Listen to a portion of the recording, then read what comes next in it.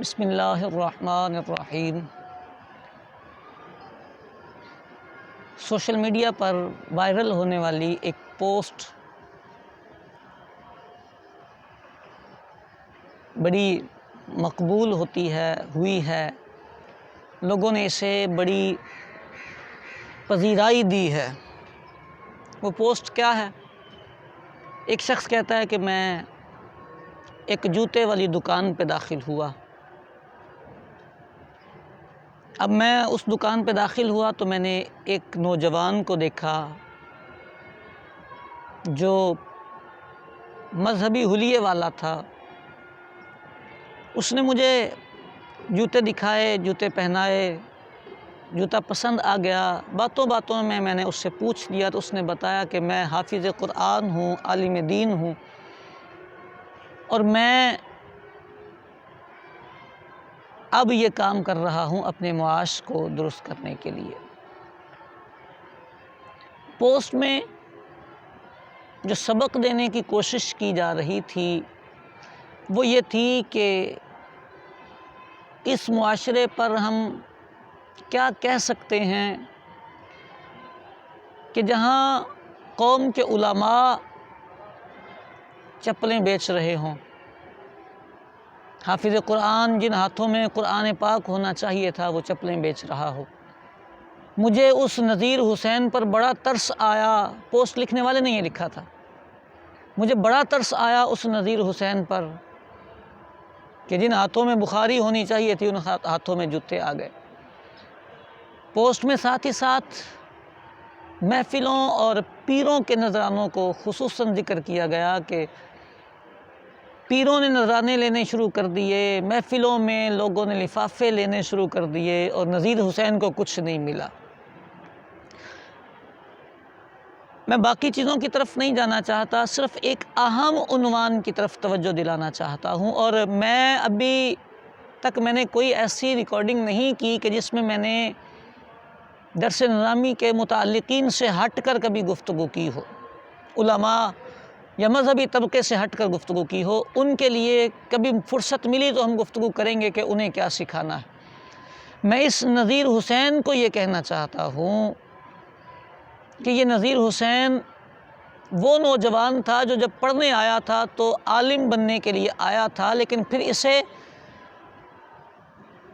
انہی پوسٹ کرنے والے لوگوں نے یہ خواب دکھائے اور سکھایا کہ بھائی مدرسوں میں کچھ نہیں ہوتا، امامت کرنے سے گزارے نہیں ہوتے، تمہیں کچھ کرنا پڑے گا۔ یہ نذیر حسین اپنے طالب العلمی کے زمانے میں کچھ کرنے کی خواہش میں لگا رہا، پڑھا نہیں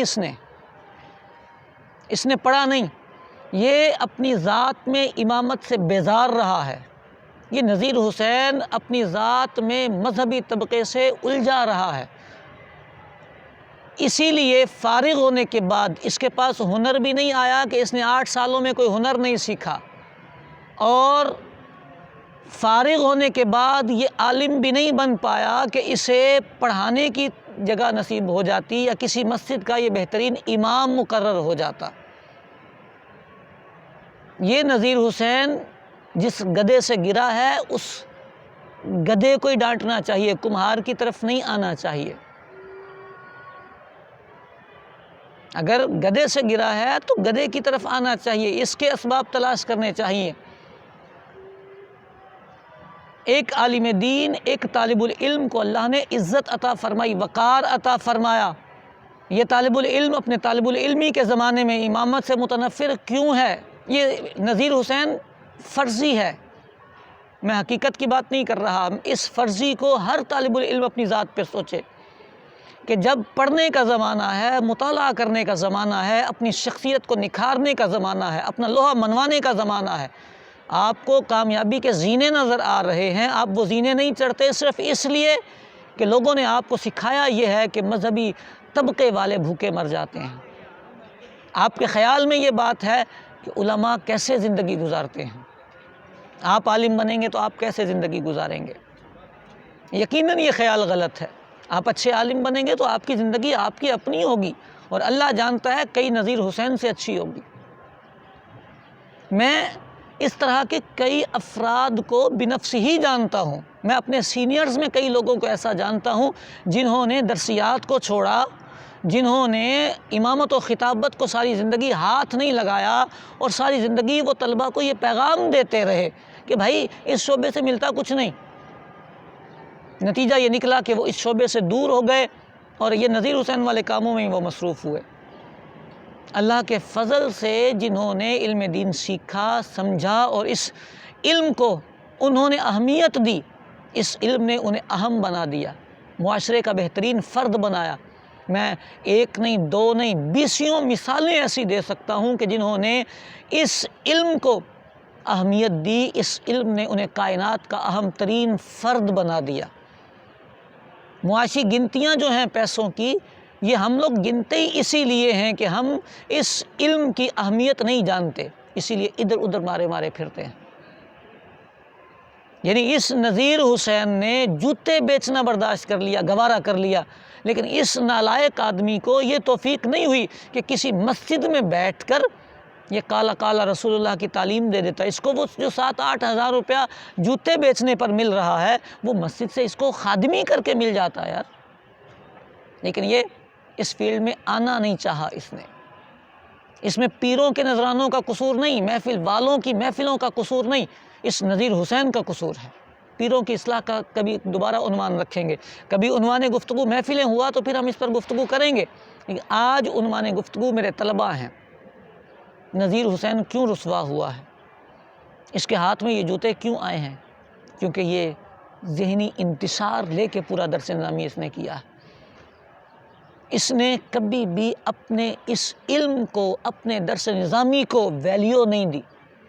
یہ کلاس میں بیٹھا کرتا تھا تو یہ بیٹھ کے سوچا کرتا تھا کہ مجھے پروفیسر لگنا ہے، مجھے انجینئر لگنا ہے۔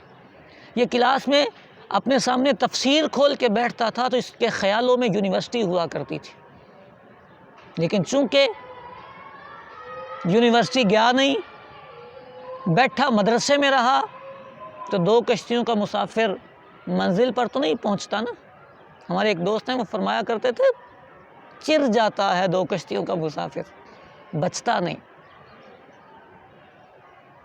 میں یہ نہیں کہہ رہا کہ دنیاوی تعلیم نہیں حاصل کرنی، میں ان طلباء کی بارگاہ میں اپنی گزارشات کر رہا ہوں جو 8 سال اپنی زندگی کے عالم کورس کے لیے دیتے ہیں۔ خدا کے لیے آپ پڑھیں، اچھا پڑھیں، لگ کے پڑھیں، دل جمعی سے پڑھیں، اللہ آپ کو عزت دے گا، وقار دے گا، اللہ آپ کو مال دے گا، دولت دے گا، اور اتنا دے گا کہ آپ سمیٹتے سمیٹتے تھک جائیں گے، آپ لوگوں کو دینے والے ہوں گے۔ شرط یہ ہے کہ آپ اس علم کو ویلیو دیں۔ میرے درس نظامی کا آج المیہ یہ ہے، اللہ جانتا ہے اساتذہ کی بارگاہ میں ہاتھ جڑے ہوئے، مسند تدریس پر بیٹھ کر درس نظامی پڑھاتے ہوئے، جب میرا استاذ نوجوان اپنے طلباء کو یہ بات کہتے ہیں نا کہ یار اس دور میں کچھ اور بھی کرنا پڑے گا، تو دلی درد ہوتا ہے، دلی درد ہوتا ہے کہ وہ طلباء آج تک میں نے کچھ اور کرتے نہیں دیکھے، لیکن ذہنی انتشار ضرور آپ نے دلا دیا۔ دنیا کا اصول یہ ہے، آپ ایک کمپنی میں کام کر رہے ہوں تو وہ دوسری کمپنی کا مال نہیں آپ کو بیچنے دیتے۔ آپ باٹا والے کے پاس کھڑے ہوں تو سروس والے کا سامان نہیں بیچنے دے گا وہ۔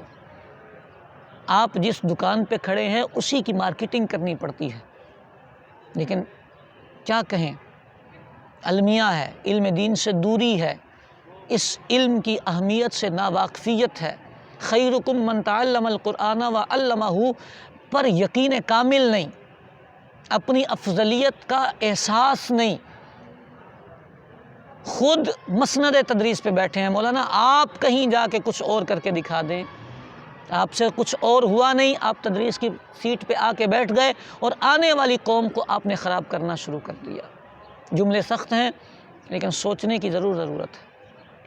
اس امت کو علماء کی ضرورت ہے، علماء چاہیے اس امت کو، اچھے علماء نہیں ہیں اس امت کے پاس۔ ان طلباء کو علماء بننے دیں، عالم بننے دیں۔ آپ انہیں عالم بنائیں گے تو انہیں برکتیں ملیں گی،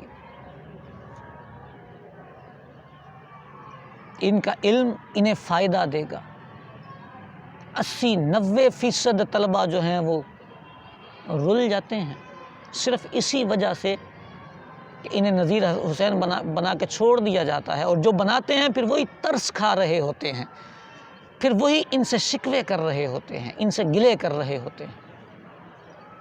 خدا کے لیے طلبہ اکرام کی بارگاہ میں عرض ہے، نذیر حسین نہ بنیں، اپنے اس شعبے کو خصوصاً درس نظامی کو ویلیو دیں، سمجھیں اس کی ویلیو کو، آپ کی زندگی بنا دے گا، آپ کو عروج دے گا، اور اللہ جانتا ہے آپ درس نظامی کو سمجھ کر دیکھیں، اسے اپنا پروفیشن بنا کے دیکھیں، آپ کو میرا مالک اتنا رزق عطا فرمائے گا کہ آپ سمیٹتے سمیٹتے تھک جائیں گے۔ میں کئی ایسے علماء کی مثالیں دے سکتا ہوں لیکن میں دینا نہیں چاہوں گا۔ اللہ کرے کہ میری یہ باتیں میرے طلباء کی بارگاہ میں انہیں سمجھ آ جائے۔ نذیر حسین نہ بنے۔ ان قریب ایک اور ویڈیو چل رہی ہے سوشل میڈیا پر، ایک اور پوسٹ چل رہی ہے، اس پر بھی ہم گفتگو کریں گے۔ اس میں بھی کچھ اہم جگہیں ہیں جہاں پر ہمیں کلام کرنا ہے۔ نذیر حسین آپ میں سے جو نذیر حسین ہے اس کی بارگاہ میں بھی جڑے ہوئے ہاتھ